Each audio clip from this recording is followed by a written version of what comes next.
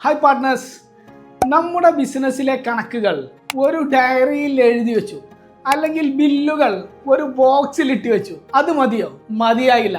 ഇന്നത്തെ സൊല്യൂഷൻ അതാണ്. Saudi income tax നിയമത്തിലെ ആർട്ടിക്കിൾ 58 ബുക്കുകൾ സൂക്ഷിക്കേണ്ടതിനെ കുറിച്ച് വളരെ കർശനമായ ചില നിർദ്ദേശങ്ങൾ തരുന്നുണ്ട്. ഒന്നാമത്തെ നിയമം, സൗദിയിൽ പെർമനന്റ് എസ്റ്റാബ്ലിഷ്മെന്റ് ആയിട്ടുള്ള ഒരു ഓഫീസോ സംവിധാനമോ ഇല്ലാത്ത നോൺ റെസിഡന്റുകൾ ഒഴിച്ച് ടാക്സ് ബാധ്യതയുള്ള എല്ലാവരും നിർബന്ധമായും commercial books and accounting records സൂക്ഷിച്ചിരിക്കണം.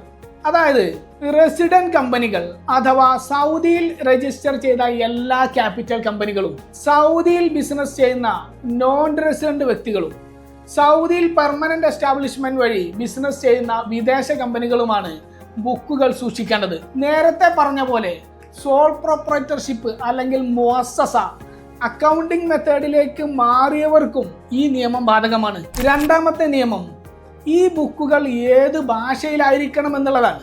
ഇംഗ്ലീഷിലാണോ? അല്ല. കൃത്യമായ ഇൻകം ടാക്സ് കണക്കാക്കുന്നതിനായി ഈ രേഖകൾ അറബി ഭാഷയിൽ തന്നെ സൂക്ഷിച്ചിരിക്കണം. നമ്മൾ സോഫ്റ്റ്വെയർ ഉപയോഗിക്കുന്നുണ്ടെങ്കിൽ അതിൽ അറബിക് സപ്പോർട്ട് ഉണ്ടെന്ന് ഉറപ്പാക്കിയിരിക്കണം. മൂന്നാമത്തെ കാര്യം, എന്തിനാണ് ഈ റെക്കോർഡുകൾ? നമ്മൾ ഒരു ചെലവ് ടാക്സിൽ നിന്ന് ഡിഡക്ഷൻ ചെയ്യാൻ ക്ലെയിം ചെയ്യുന്നുണ്ടെന്ന് കരുതുക.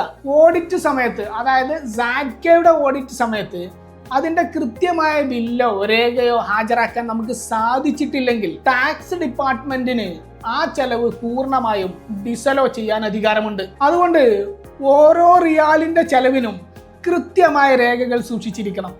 ഇൻകം ടാക്സ് വെട്ടിക്കാൻ വേണ്ടി കൃത്യമായ വല്ല വഴികളും അവലംബിച്ചാൽ അതിനെ തടയാൻ ആന്റി ടാക്സ് അവോയ്ഡൻസ് എന്നൊരു വലിയ വകുപ്പ് തന്നെയുണ്ട്.